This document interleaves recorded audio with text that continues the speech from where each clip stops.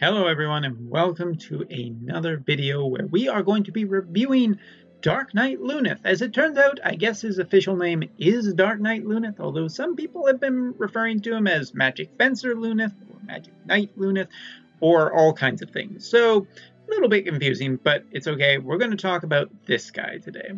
And let me tell you, out of the two 5 stars, this is the one I feel is generally going to be outclassed a lot sooner than anything else. Because as it turns out, Fire Veritas and Axstar are both probably very close to the horizon. Matter of fact, they're probably one of them is going to be poking their head over the horizon in the next 2 months. Meaning that in terms of true dual hand, we could see a jump in true dual hand power very, very quickly, which could make Luneth outdated very, very quickly. But let's give him the fair benefit of a full look at and see if he is any good whatsoever. The answer is, of course, yes, he's good. Any 5-star basic can go to a 7-star is good. But his Trust Mastery, first of all, 25% accuracy, 50% attack when equipped when two-handing a weapon, and 50% extra damage versus demons. It's a pretty nice comparison to Nal and Naru. Nal and Naru essentially give 75% attack, but this gives 50% and 50% killer against demons. Now, of course, that makes this a little bit more, well, actually, it makes it considerably more situational, but another regular Trust Mastery that is true dual hand is kind of nice to have, at least in terms of an option. Now, his Super Trust Mastery reward is 168 attack, katana with a dark element, granting a skill, lose 30% HP, and a 500% AoE one-hit physical attack. Pretty damn powerful attack. The fact that it's on a dark element sword can make it very strong or very weak, depending on what the trial is. I'm usually a fan lately of units like Randy that can just give themselves the elements, so you can just have non-elemental weapons, which sometimes tend to be stronger. So kind of more of a fan of that than locking your character directly down to an element. But still, his Trust Mastery isn't necessarily for him. You could equip him with something else. Now, his Limit Burst, really quickly, before we talk about other stuff, is a single target 0-turn debuff. 1 turn plus 100% physical damage versus Aquan and Demon, and 1100% single target 1-hit physical attack, ignoring 50%. So it's a very strong one-hit if you consider that this guy is true dual hand.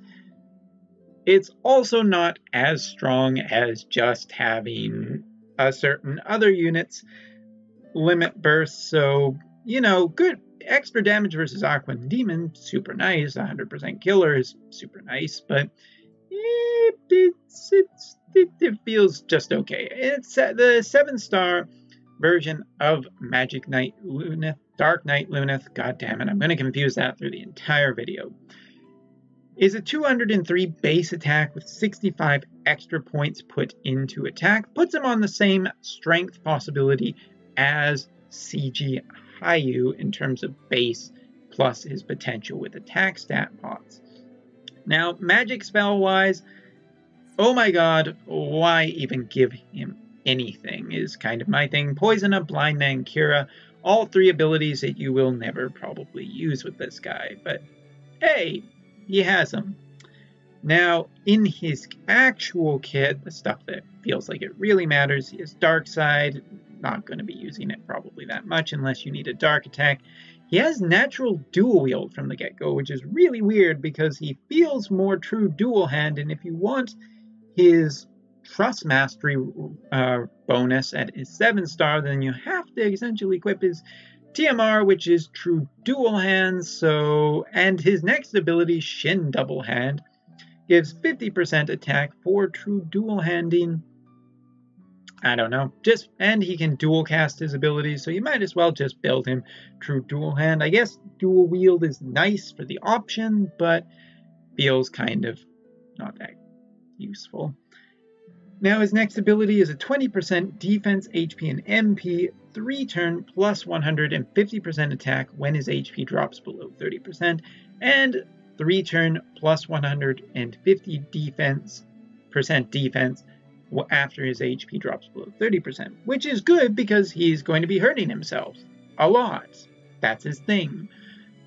But while I appreciate the defense and attack buff, because you could essentially almost kill him, buff him back, he gets buffed, then heal him all on turn 1, it's missing 150% buff to Spirit, especially because he has a fairly high Spirit stat. So if this guy gets hit with a magic attack and he dies, then his buff is not that great. But he does essentially buff himself for, hurting himself. Other than that, he has some HP loss abilities that do some physical damage, as well as either fill the limit burst crystals for the entire party, or regen some HP and MP. Not really that much if you consider the 7-star meta. Now, he has an extra 50% attack when true dual handing, as well as 30% to light and dark resistance, and 50% physical and magical damage versus Aquan and demons. That's a pretty nice ability. Getting into his 6-star, he has his dual cast ability for a lot of his abilities. He has 50% attack when equipped with the katana, 20% HP loss for 350% one-hit attack that debuffs dark resistance. So that's pretty nice, providing that your enemy just isn't immune to darkness to begin with. 30% attack and spirit, 5% MP per turn.